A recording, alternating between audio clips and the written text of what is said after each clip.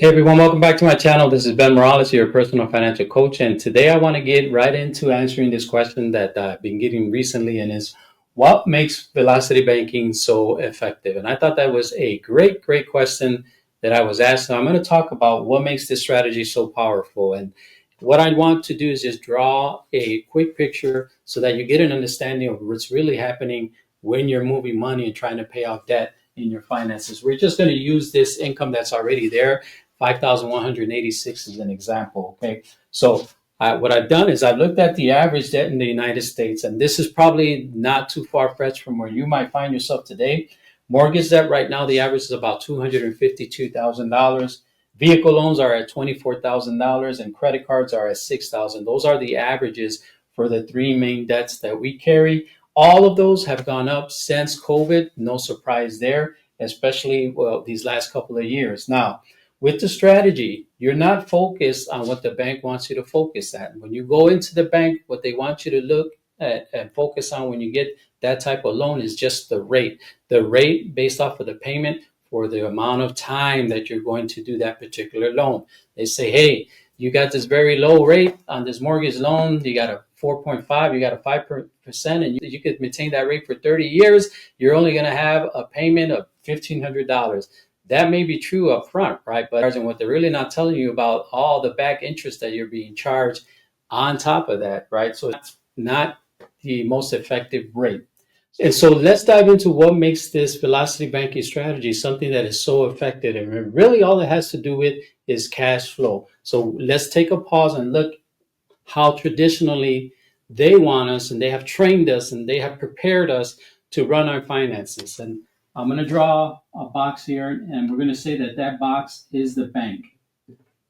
Okay, so we're going to use the bank, and what we're going to do is we're going to use the income for this particular scenario, $5,186. So typically what we will do, we'll get paid, and then when we get paid, whether it's every week or every other week, we deposit those funds inside of a bank account, and that's where we leave it.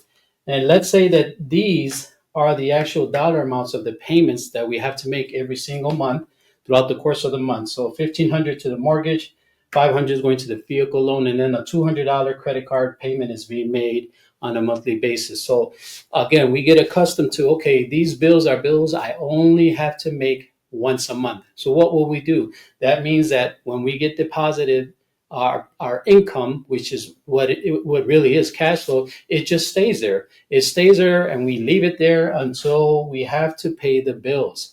And that's basically what they want us to do. They want us to leave our funds inside the bank account.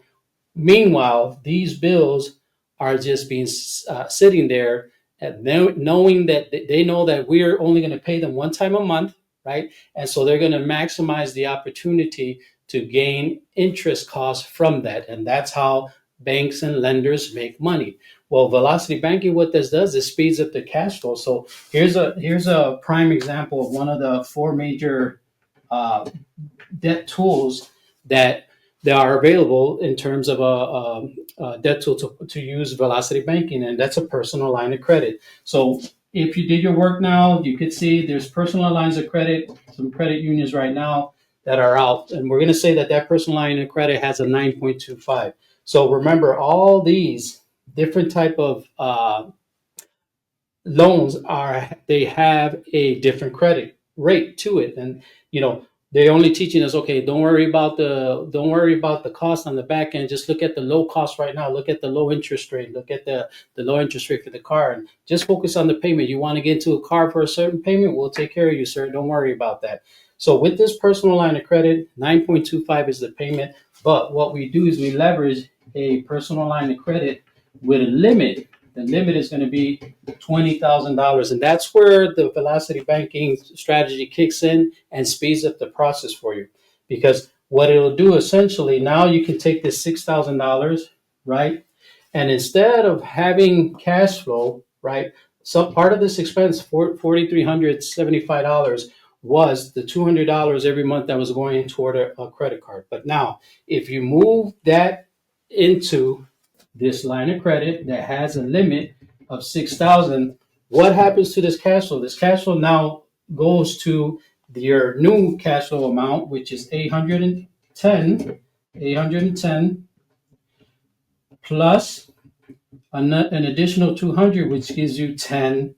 That's the new cash flow. $1,010 is a new cash flow because it's not a payment that's going toward expenses anymore. And actually, the expenses come down by 200 as well. So now your new expenses are 4175 or 41, yes, 4175.65. Those are the new expenses on a monthly basis. So look at what's happening here. A credit card and the balance of that credit card got eliminated. $200 came back to you, right? All you're doing is you're depositing this 5,186 throughout the course of the month into now the line of credit. Don't deposit it here anymore. You deposit it there. So if you're depositing your paycheck there, what does that do? Well, you deposited you moved 6,000 from the credit card, deposited 5,186. Yes, we have expenses that are going out, right? Because we have to take into account the expenses throughout the course of the month that you're going to be adding later to this, right? So you minus it there, but then you add the new expenses here. So at the end of the month, there's going to be a balance of what is going to be owed. But because you improve your cash flow by the $200 to 1,010, typically, right? If you take 6,000, divide that by 1010, you're looking at about 6 months that you will pay off that 6,000 from the credit card that you move into that line of credit. Now, see how much faster that is? What happened? Okay, so now you're done with the credit card. See, in about 6 months, their credit card is gone. Now, what do you have at your disposal? You still have $20,000 available from the line of credit because, again, it was a $20,000 line of credit was your limit. Right. So the $20,000 was a limit. Now, when we're determining how much do we want to chunk next to attack the next debt, which would be the car. And by the way, this car, since 6 months has gone by, probably the balance of the vehicle now is, let's say it's about 21,000, maybe a little bit more, maybe 21 and a half. But we could say that it's 21,500 now is the new balance of the vehicle loan. 21,500. In those 6 months that you were paying off the credit card, you were still paying off the vehicle loan as well. That's going to be the balance. But what do you have at your disposal? You still have additional cash, right? You have that new cash flows of 1010 every single month. Or how much should we take from the next chunk payment from the $20,000 line of credit? Well, that's very easy. This is our new cash flow. We take our new cash flow, we multiply that by 12, right? Because we don't want to be chunking too much of it. So usually 12 months of cash flow is the target. So let's just round it up. We could say it's 12,000. Well, if we now take $12,000 and move it into the line of credit, that loan amount that we owe for the vehicle now be 9,500 because we took 12,000 from the line of credit and we actually used that to pay off a big chunk of the vehicle loan, which means what? Now the vehicle loan is going to go down to $9,500. And now we know that it's going to take us roughly 12 months following the same process, using the bank, or rather using the line of credit as if it was a bank to pay off this $12,000 that we now put onto the line of credit. And we're rinsing, repeating, we're starting the cycle all over again.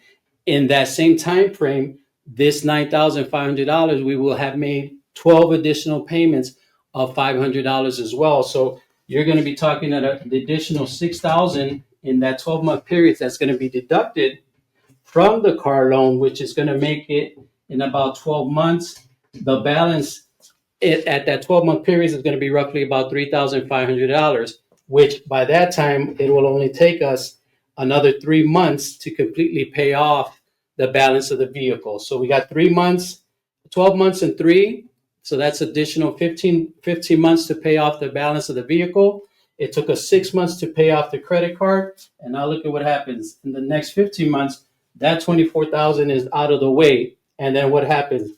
We can add an additional $500 to that 1010, and our cash flow is now up to $1,610. That's the beauty, and that's what happens to the cash flow and how it speeds up when you're using the velocity banking strategy, and that's what makes it so effective. So for more videos like this, please like, subscribe, and share. Let me know what you felt about the information I shared with you today.